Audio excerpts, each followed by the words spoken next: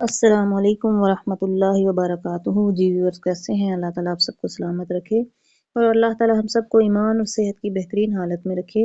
تو چلیے سورۃ یوسف کے رکوع نمبر 8 کی طرف بڑھتے ہیں، جس کو ہم 2 پارٹ میں پڑھیں گے۔ آج پارٹ 1 کا آغاز کرتے ہیں۔ اعوذ باللہ من الشیطان الرجیم، بسم اللہ الرحمن الرحیم۔ وجاء اور آئے اخوات بھائی یوسف، حضرت یوسف علیہ السلام کے، فدخلوا پس وہ داخل ہوئے علیہ ان پر، فعرفہم پس انہوں نے ان کو پہچان لیا، یعنی حضرت یوسف علیہ السلام نے ان کو پہچان لیا، وہم اور وہ لہو ان سے منکرون اجنبی ہی رہے، پہچان نہ پائے۔ یعنی قحط کا زمانہ آ گیا، جس کا ذکر حضرت یوسف علیہ السلام نے کیا بادشاہ کی تعبیر میں، خواب کی۔ تو بھائی آئے غلہ لینے کے لیے، پورے مصر سے لوگ آتے تھے، غلہ لے کے جاتے تھے۔ حضرت یوسف علیہ السلام نے اپنے بھائیوں کو پہچان لیا، لیکن بھائی جو ہیں وہ نہیں پہچان سکے حضرت یوسف علیہ السلام کو۔ ولما اور جب جہزہم مہیا کر دیا ان کو، بجہازہم ان کا سامان، قال کہا ائتونی لے کر آنا، بیاخن بھائی کو، لکم تمہارے، من سے ابیکم اپنے باپ سے۔ وہ کہنے لگے کہ اپنے پدری بھائی کو بھی میرے پاس لے کر آنا، اپنے باپ سے پوچھ کر، وہ جو دوسرا تمہارا بھائی ہے بنیامین، اس کو بھی لے کر آنا۔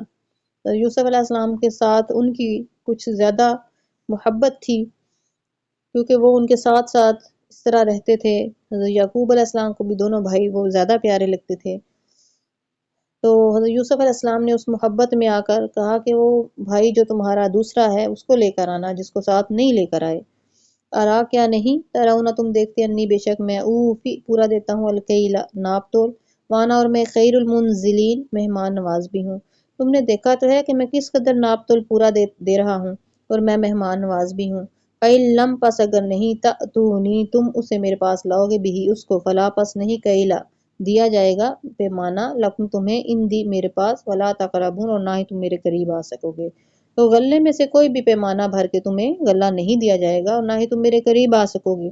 قالوا بولے، سنراود ہم ضرور تقاضا کریں گے، عنہ اس کا، اباہ اس کے باپ سے، ہم ان کے معاملے کا ان کے بارے میں اپنے باپ سے تقاضا ضرور کریں گے۔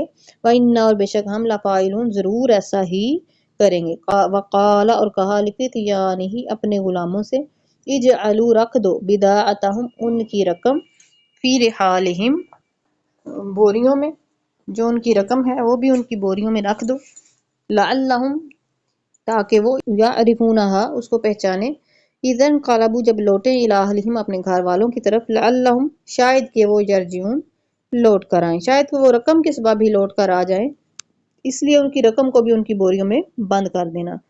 فلما پس جب رجعوا وہ لوٹے، الی ابیہم اپنے باپ کی طرف، قال وہ کہنے لگے، یا ابانا اے ہمارے باپ، منع کر دیا گیا، منا ہم سے، الکیلو کہ آئندہ ہم پر غلہ جو ہے وہ منع کر دیا گیا، بند کر دیا گیا، فارسل پس بھیجیے، معنا ہمارے ساتھ، اخانا ہمارے بھائی کو، ہم لے کر آئیں گے پیمانہ، وَإِنَّا اور بے شک ہم، لہو اس کے لیے، لحافظون حفاظت کرنے والے ہیں۔ وہ اپنے باپ سے اس بات کی درخواست کرنے لگے کہ ہم اپنے بھائی کی حفاظت کریں گے، بے شک آپ ہمارے ساتھ ان کو بھیج دیجئے۔ قال تو حضرت یعقوب علیہ السلام نے اس پر کیا کہا، حل کیا، آمنکم میں اعتماد کر لوں، علیہ اس کے معاملے میں، الا مگر، کما جیسا کہ، آمنتکم میں نے اعتماد کیا تھا، علی اخیہ اس کے بھائی کے معاملے میں، من قبل اس سے پہلے، فاللہ پس اللہ تعالی، خیر حافظا بہتر حفاظت فرمانے والا ہے، وہو اور وہی، ارحم الراحمین سب سے بہتر، سب مہربانوں سے بڑھ کر مہربان ہے۔ رکوع نمبر 8 کا پارٹ نمبر 1 یہیں پہ مکمل ہوا۔ انشاءاللہ رکوع نمبر 8 کے پارٹ نمبر 2 کے ساتھ ملاقات ہوگی۔ اپنا خیال رکھیے گا اور اپنے اس چینل کا بھی۔ والسلام علیکم ورحمۃ اللہ وبرکاتہ۔